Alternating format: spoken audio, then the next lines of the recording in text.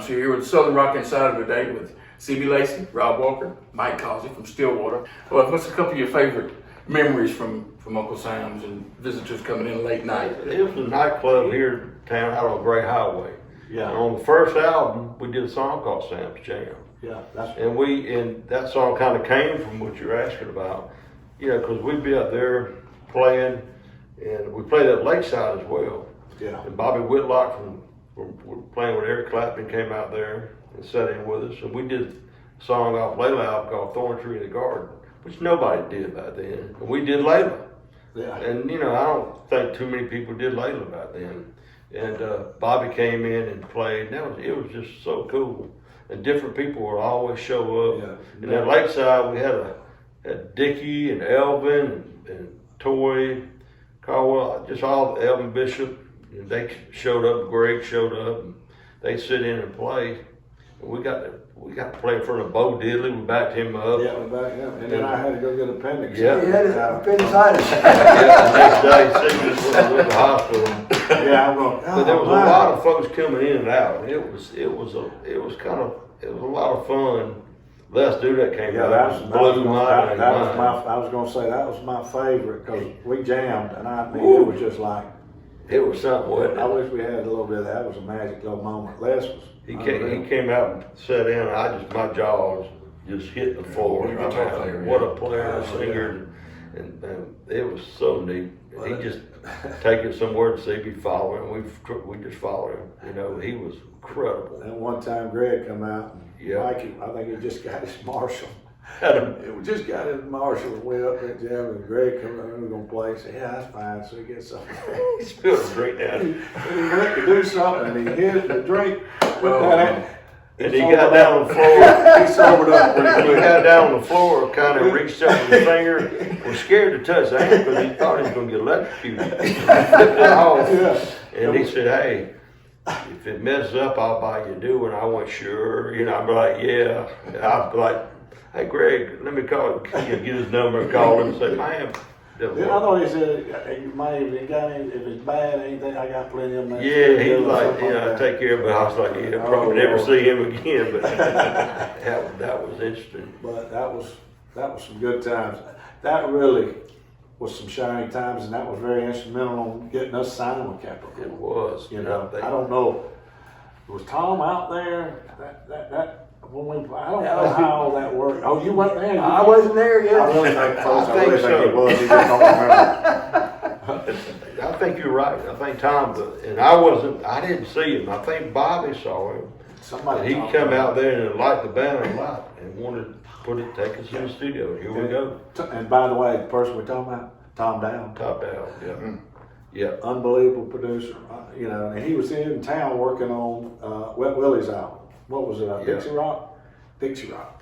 And so I guess he talked to some of the guys, me and Mikey don't remember because we weren't involved in it, but that's what we heard later that he wanted to get us in here and do some demos. So to do that, I think Wet Willie would come in like at 11 or 12 and, and then start doing, so he had to get us in early. So about 5 o'clock in the morning, we were up here trying to put demos down so he could listen to what we had. We had a lot of original music, and he was listening to it. And I don't know where. I guess it must have got to Phil, and next thing we know, we signed, and that's how it got. Buddy was, helping. We sat down and he helped us with writing, and just such a positive guy. He could spit the songs out and lyrics and. He also, in the studio, it made you feel real comfortable. Yeah. You're a little nervous going in there the first time, and he just made everybody, I remember he just made me feel real at ease, and it was a nice experience. He always liked to go to Eufaula. He had a place down there and liked to write. Yep. So he took a bunch of us down there, and he and Rob had that lick. He said, we were down there for so long, and then all of a sudden, next thing we know, we're hauling butt back to Atlanta. We put Mind Bender down in one take. All right. It was home. It was gone. And I mean, I'm going, what? A talking guitar? Yeah. So he was crazy. And we said, buddy, what are you on? Man, you know, you had to see him. He just sit there with that beer.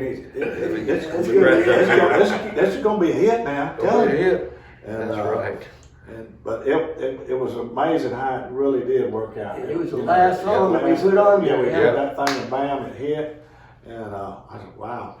We played with Elvin a lot. Elvin Bishop did a tour with Elvin. He was a lot of fun. I mean, he was just wide open back then.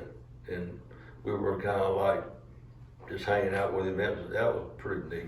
Elvin and Johnny V playing that double. And played with Charlie, and we got lucky. Yeah. When we first started after the truck got sold, we got back together, and they wanted us to go out with Charlie, and we did. We did for about a year. Charlie was remarkable to us. He just took care of us, took us Road under crew, his the wing. musicians, we all jammed. Everybody was great. They'd come out and jam with us. Yep. And Mikey and Rob go jam with them. Everybody, you did too. Yeah, we All out of in us. San Francisco. Yeah, we done the East Coast with Charlie, then we done the West Coast, and it was just phenomenal. And then we done some dates with the brothers out in Texas, Yeah. and done some stuff with Rhythm Section. And then we opened up for Rush in that's Maryland. right, yeah. I'm thinking, Yeah. Stillwater and Rush, really? Well, not for that's for sure. Hey, we opened up for the Cars too. Oh yeah. Right, Oh, some of the yeah. parents of it. Who Yeah. Anybody that played with us, They were on the billboard. Brother That's magazine. REM opening up. REM, that's right. I said, God Almighty. All you had to do was open All you up do for is you us. play with them, they go on to the top. We're like with an anchor. We're going down. Oh, but it was a great ride. Great ride. So I know this question kind of is hard to answer sometimes, but when you think back through the years and you think Stillwater, what one song resonates to you more than the rest of them, if there's such a song? Gosh, that's wild. I don't know. To me, we had second album. I didn't get a chance, but Women would have been I thought was going to be a Great killer song, song. yeah. I've always loved the tones and the guitar and just everything. Bob playing keyboards, his little, his stuff, and I mean just the vocals itself. Yeah. All Yeah. of it. You did a great I job. mean, just everything worked out. I thought the sound on that Yeah. record, Yeah, it for was some good. reason, sounded different. You know what I mean? It was really clean. Yeah, it was just Yes, it really. was. Yes, it was. We just had a little neat, thing. It was it's different than shuffles. You know what I mean? It just. But Women was, that was going to be the single. Yeah. So we were excited because that did sound different, especially back then. Oh yeah, it had all the elements of a radio hit, I thought. Yeah, and Yeah. the vocals, the Sebie's vocals, and just everything sounded good. And so we were I was excited about that being a hit or doing well on the radio. And then we got the call about a month later. Ruh-roh. And the record company came up and padlocked it, so that was kind of like, well, what we do from here? Life's been good. I'm still here. You're doing Got good. my friends. That's And right. you know what's amazing about us? If you look at it, we're probably the only ones that's got most of the real members alive and still able to play together. That's a blessing. That's a big blessing. We always said that was what if we that's the way we'd keep it. If we couldn't make it, he couldn't come home or David couldn't come home, we wouldn't do the show. Right. We just because we wanted that when we done it, we wanted it to sound good, So, but anyway, That's the biggest blessing because we're all, just about all of us are here. Most bands, yeah, unfortunately, they've lost a lot of members, and we still like each other, and we Yeah. still, hang out, and it's just, that's a big blessing, And it's, we didn't break up because we didn't get along, because we got along great, and the music was good, but it just, times changed, and it was, the Southern thing had kind of died.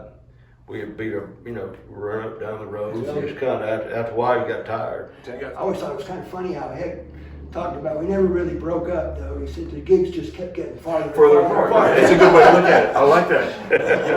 Stillwater, besides being a great band, just a bunch of good guys, and some of our guys, the local guys from Warner Robins, for Christ's sake. Thanks for watching this episode of Southern Rock Insider. Please hit subscribe and click the notification bell so you won't miss a single episode. If you have any questions or comments or suggestions for future episodes, please respond below, or you can email us at southernrockinsider@gmail.com. This is your Southern Rock Insider, Chris Hicks, and thanks again for watching. Southern Rock Insider.